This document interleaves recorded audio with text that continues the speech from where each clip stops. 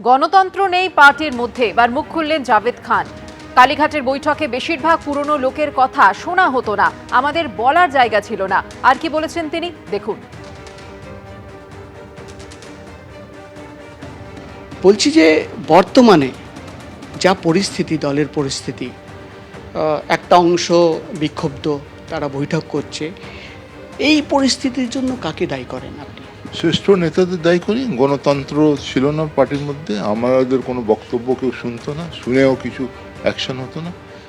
সেই জন্যে বেশিরভাগ লোক কিন্তু এটাই বলছে, বেশিরভাগ আমরা যারা আছি তাদের কথা শোনা হতো না, এবং ইচ্ছে পূরণ যার যা ইচ্ছা আছে শ্রেষ্ঠ নেতৃত্ব যারা দেন তারা এর জন্য দায়ী, অন্য কেউ দায়ী না। শীর্ষ নেতৃত্ব মানে কাকে আপনি মিন করছেন? আপনি সবকেই বুঝতে পারেন। আমাদের কোনো জায়গা বলবার জায়গা ছিল না। আমাদের যে কথা বলবার জায়গা একটা হবে তো, গণতন্ত্রের মধ্যে একটা গণতান্ত্রিক পার্টির মধ্যে জায়গা বলবো থাকবে তো। সেইখানে আমি সেদিন মিটিংয়ে গিয়েছিলাম, সেইখানে প্রশ্ন যখন চারটে করেছি কি আমাদের পার্টির স্ট্যান্ড কী হবে, কোনো উত্তর নেই। তো উত্তর না পেতে গেলে আমরা কি করব? আমি বলেছি রেড রোডে নেমাজটা বন্ধ হয়ে যাবে, করতে দেবে না। পুলিশ বলছে এখন পারমিশন দেবে না। বলছে আমাকে বলা হয়েছে জোরপূর্বকভাবে ওইখানে নেমাজ করে এলো। এটা হয় নাকি? আজকে ওইখানে জোরপূর্বক করতে গেলে গুলি চলবে, মানুষ মরবে, কে মরবে? কেন আমি নেমাজের জন্যে আধ ঘন্টার জন্য আমি কেন ওই ঝামেলার মধ্যে যাব? আজকে সেই জন্যে গণতন্ত্র যেখানে নেই, যেখানে পার্টি এত বড় কিরম হচ্ছে ফলের পরে কিরম হচ্ছে কেউ রাস্তা নেই, আমরা মার খাচ্ছি, আমাদের নামে কেস হচ্ছে, কোনো শ্রেষ্ঠ নেতৃত্ব যারা দেয় তারা কোনো খবর নিচ্ছে না, তারা পাশে দাঁড়াচ্ছে না, তা আর কি বলবো? মানে আপনি বলতে চাইছেন যে এখনো আপনাদের বলা হয়েছিল যে রেড রোডে গিয়ে নামাজ পড়ো, জোর করে নামাজ পড়ো? আমাদের বলা হয়েছিল, আমি বলেছিলাম আর্মি পারমিশন দিয়েছে রেড রোডে, কি পুলিশ দিচ্ছে না। তো নেতৃত্ব বলতে পারতো কে ঠিক আছে আমি পুলিশের সঙ্গে কথা বলছি না, হ্যাঁ কোর্ট যাও, কোর্টে তোমাদের আমরা দেখছি, সরাও করছি। তারপরে বলছে না ওইখানে কেন করতে দেবে, তোমরা ওইখানে বসে যাও, নেমাজ পড়ে দাও। আমি ওইটা সম্ভব নেই, মাইক কে লাগাতে দেবে? পুলিশ লাগাতে দেবে? স্ট্রেচ করতে দেবে না। তো সেই জন্য আমরা কিরকম যে সরকার যখন আমাদের অল্টারনেটিভ সাইট দিয়েছে, মানে বলেছে, আমরা অল্টারনেট সাইডে আমরা এগ্রি করেছি, নেমাজটা হয়েছে। আমরা তো নেমাজ পড়বো রাস্তার উপরে হোক, ময়দানে হোক, আমাদের ভালো তো। ব্রিগেডে আমাদের নেমাজ হতে গেলে কারো অসুবিধা হবে না, রাস্তা বন্ধ হবে না, কারো অসুবিধা হবে না। আমি ধন্যবাদ জানাই তার জন্য পুলিশকে, আর্মিকে, কি আমাদের নেমাজটা করতে দিলেন, সরকারকেও। জাভেদ, আপনি এত বছরের মন্ত্রী, বিধায়ক, আপনি আজকে যে কথা বলছেন যে শীর্ষ নেতৃত্ব কথাই শুনতো না, কারোর কাছে গিয়ে বলার জায়গা ছিল না, মানে আমি যদি প্রাক্তন মুখ্যমন্ত্রীর কথা বলি, মমতা বন্দ্যোপাধ্যায়, তার কাছেও কোনোদিন বলার সুযোগ পাননি, বা এই কথা বা এই অভিযোগ আজকে কেন আনছেন? দেখুন, আগে আমরা বলেছি, দিদিও জানে সব কথাগুলো। দিদি অনেক জায়গায় দিদি কিরম সে সুরাহ করেছে, এটা আমি অস্বীকার করব না। কিন্তু বেশিরভাগ উনি কিন্তু যারা শ্রেষ্ঠ নেতৃত্ব দিচ্ছে, যারা সেকেন্ড রিং অফ লিডারশিপ ছিল, যারা ফার্স্ট রিং অফ লিডারশিপ, তাদের বলতো তুমি দেখো, তারা কিন্তু উল্টো করতো, সব সময় উল্টো করতো। দিদি তারপরে বলবার পরেও কিছু সুরাহ হতো না। এইটাই ছিল পার্টির ওই যারা ঘিরে রেখেছিল একটা কোটরি, তারাই কিন্তু এই সব জিনিসের জন্য দায়ী। আমি বলবো এইখানে আমাদের আজকেও দিদিকে আমরা সম্মান করি, শ্রদ্ধা করি, দিদি আমাদের মাথার উপরে আছে। আপনি বললেন সংখ্যাটা অনেকটা বড়, 80 জন বিধায়কের মধ্যে কজন আছে এই সংখ্যায় আপনি যেটা বলছেন? আপনারা সামনের দিন দেখতে পারবেন, 2-4 দিনের মধ্যে দেখতে পারবেন নেত্রীর সঙ্গে কজন থাকে, সেটা দেখতে পারবেন। এবং আজকে তার প্রমাণ পেয়েছেন, যখন আজকে তিনি একটা প্রোগ্রাম করেছেন, অবস্থানে বসেছিলেন, দেখেছেন কটা এমএলএ এসেছে, কটা পার্টির লোক ছিল, কোথায় ছিল দেবাশিস কুমার, কোথায় কি নাম হচ্ছে ফিরহাদ হাকিমকে দেখা যায়নি, কোথায় ছিল আজকে? সেই জন্যে আমি বলতে চাই না, কারণ নাম নিতে চাই না, যারা লাঠি ঘোরাচ্ছিলেন, যারা কি নাম হচ্ছে আমাদের কি নাম হচ্ছে অন্য দলের লোক থেকে ছোট করাচ্ছিলেন, আমাদের উপর নির্যাতন করাচ্ছিলেন, তখন পার্টিকে বলবার পরে পার্টি কোনো অ্যাকশন নেবে না। তো আমরা কি বলবো? আমি এই পার্টি এই কি নাম হচ্ছে যারা আছেন তাদের আমরা নমস্কার জানাবো, কি আমরা তার থেকে দূরে চলে যাব? আপনি জানেন যে 2/3 সংখ্যা প্রয়োজন হয়, তো সেই সংখ্যাটা আছে? দেখুন, 2/3 1/3 আমি জানি না।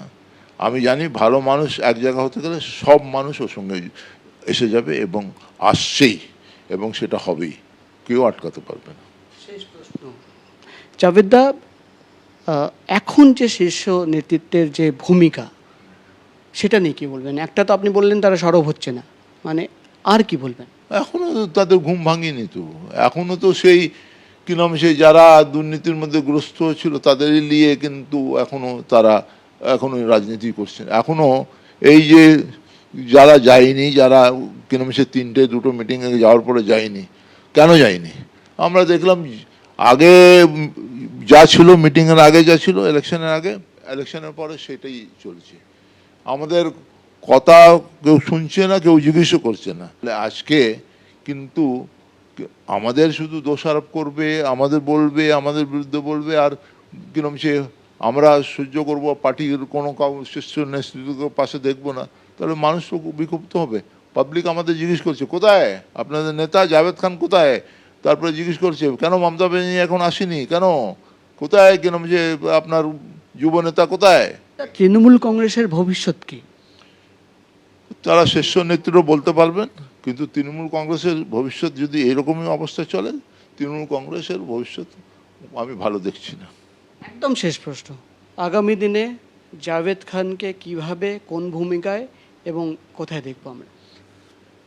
আমি যেরকম জাভেদ খান আগে ছিলাম, আজকে আছি, আমার কোনো দাগ নেই, আমার কোনো দাগ নেই। আমি মানুষের মধ্যে থেকে মানুষের কাজ করেছি, সেই হিসাবে মানুষের পাশে থেকে মানুষের কাজ করব। মানুষকে অনেক কিরকম সে রাজনৈতিক দল ভুল বোঝাবার চেষ্টা করেছেন, মানুষ বুঝবে। আজকে আমি একটা জিনিসের মধ্যে বিশ্বাস রাখি, কি মানুষ পার্টির কালার দেখে না, মানুষ দেখে স্বইচ্ছে, এবং তার সঙ্গে যে মানুষের চেষ্টা, চেষ্টা থাকে, তাকে মানুষ যদি তার কাজ করে, মানুষ তাকে আশীর্বাদ করে। তৃণমূলের ভাঙন ক্রমশ ভয়াবহ চেহারা নিচ্ছে। একের পর এক জেলায় বিদ্রোহী হয়ে উঠছেন বহু তৃণমূল বিধায়ক, তাদের একজোট করছেন তৃণমূলের নেতারা, আর এর মধ্যে চলছে পদত্যাগ পর্ব। মঙ্গলবার কলকাতা পুরসভার মেয়র পরিষদ পদে ইস্তফা দিয়েছেন তারক সিং। জেলা তৃণমূলের চেয়ারম্যানের পদ ছেড়েছেন প্রাক্তন বিধায়ক আশিস বন্দ্যোপাধ্যায়। এ পার্টি থাকবে কি করে, থাকা উচিতও না, থাকবেও না। মমতা বন্দ্যোপাধ্যায়ের তৃণমূল কোথায়? গোটাটাই তো হাইজ্যাক্ট হয়ে গেছে। नहीं तो मरेंगे और जिएंगे तो बीजेपी को हटा के ही जाएंगे। 1998 সালের 1 জানুয়ারি কংগ্রেস ভেঙে তৃণমূল কংগ্রেস তৈরি করেছিলেন মমতা বন্দ্যোপাধ্যায়। 26 বছর বাংলার মাটিতে রাজনীতি করছে তৃণমূল। এবার কি সেই তৃণমূলেরই জাহাজ ডুবতে চলেছে, নাকি তৃণমূল থাকবে কিন্তু তার রাশ মমতা বন্দ্যোপাধ্যায়ের হাতে থাকবে না?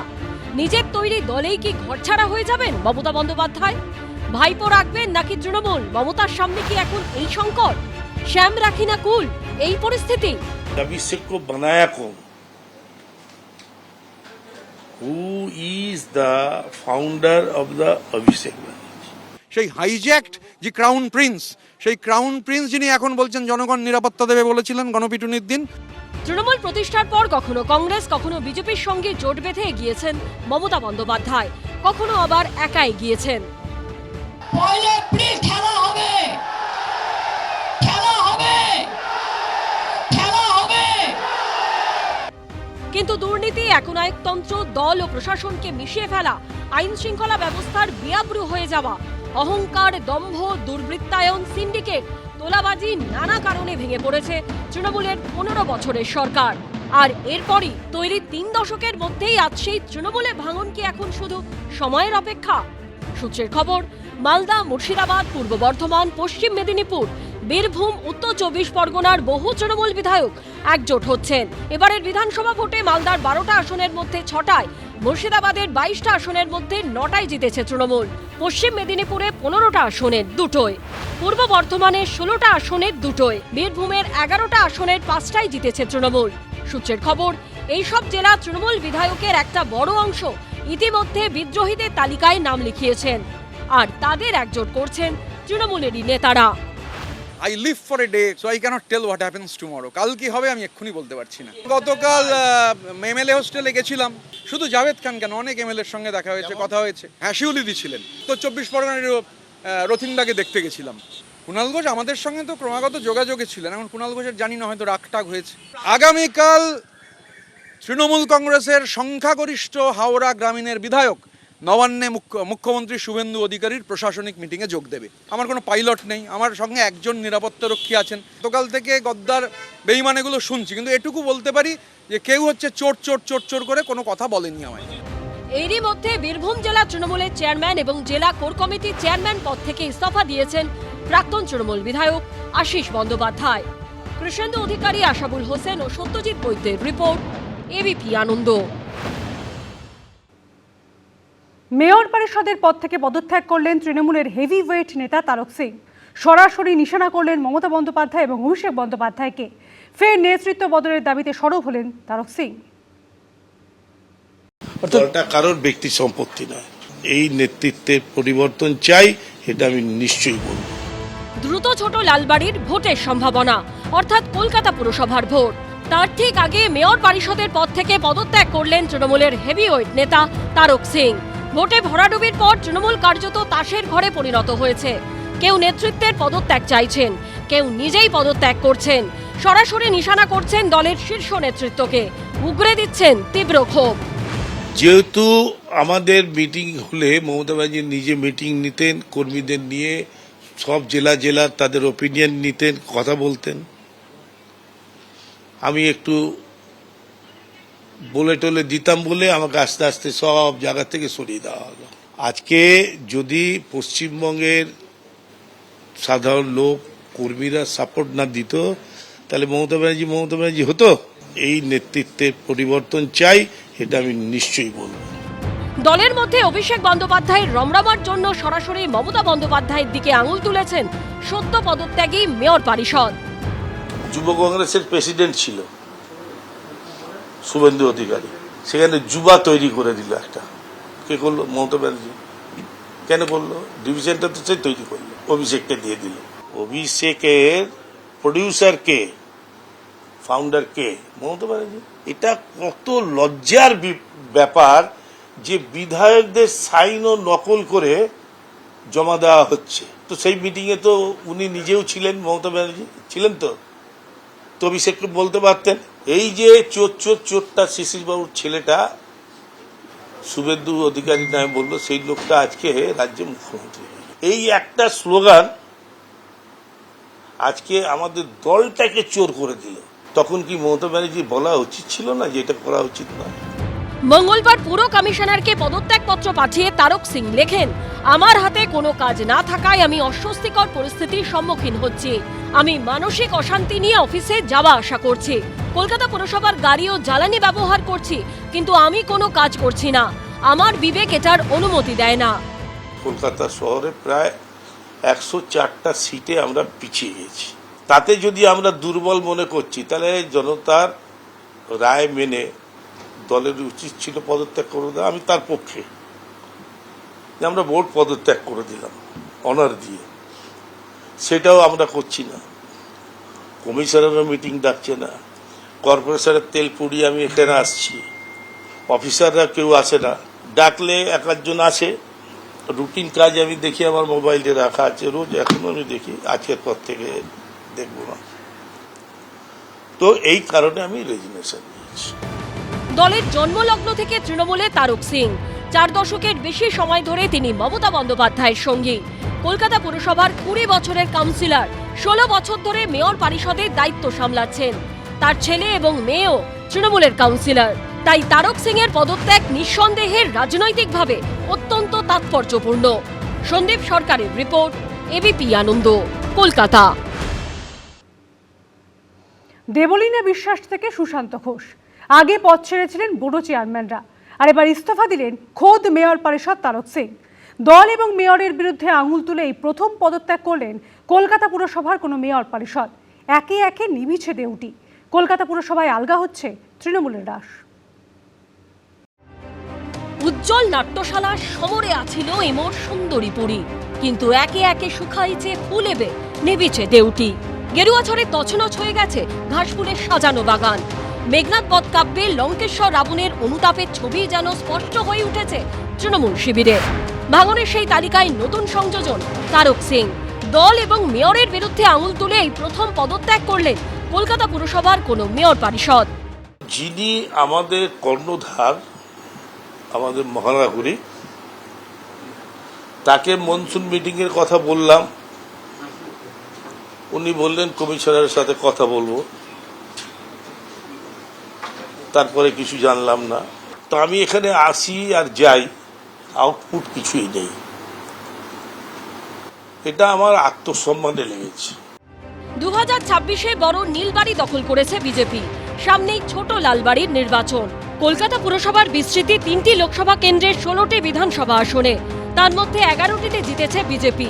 ওয়ার্ডওয়ারি হিসেব বলছে কলকাতা পুরসভার 144টি ওয়ার্ডের মধ্যে 101টিতে এগিয়ে রয়েছে পদ্মশিবির, তৃণমূল মাত্র 43টিতে। এই পরিস্থিতিতে কলকাতা পুরসভাতেও তৃণমূলের কার্যত ত্রাহি ত্রাহি রব। দিন কয়েক আগেই কলকাতা পুরসভার 12 নম্বর বড়োর চেয়ারম্যান পদ থেকে ইস্তফা দেন 108 নম্বর ওয়ার্ডের Trinamool councillor Sushanta Ghosh. Municipal accounts কমিটির সদস্য পদ ত্যাগ করেন 98 নম্বর ওয়ার্ডের তৃণমূল কাউন্সিলর অরূপ চক্রবর্তী। অভিষেক বন্দ্যোপাধ্যায়ের সংস্থা ও তার পরিবারকে পুরসভার নোটিশ পর্বের মধ্যেই সেই বড়োর চেয়ারপারসন পদ থেকে ইস্তফা দেন তৃণমূল কাউন্সিলর দেবলীনা বিশ্বাস। এবার প্রথম কোনো মেয়র পরিষদ পদ থেকে ইস্তফা দিলেন। এই মুখ আর লোক দেখতে চাইছে না, এই কথাও আর শুনতে চাইছে না। কত মিথ্যে কথা শুনবে? ভুল নেতৃত্ব। সাধারণ মানুষের জন্য যেরকম এই দল কাজ করেছে, তেমনি যা এখন দেখছি, যা যা হয়েছে, সেটা নিশ্চয়ই ভালো হয়েছে বলে আমি মনে করি। আসলে ভাঙন না, কলকাতা কর্পোরেশন সহ পশ্চিমবঙ্গের অধিকাংশ মিউনিসিপ্যালিটিতে যারা এখনো নির্বাচিত কাউন্সিলর আছেন, তারা কাউন্সিলিং অফিসে, মানে মিউনিসিপ্যালিটি অফিস, কর্পোরেশন যাওয়া বন্ধ করে দিয়েছেন। যে মুহূর্তে সরকার চলে গেছে, এই চোর চিটিংবাজরা যখন পুলিশের হাতে ধরা পড়ছে, তখন মমতা ব্যানার্জি একা রাস্তায় বসে আছে।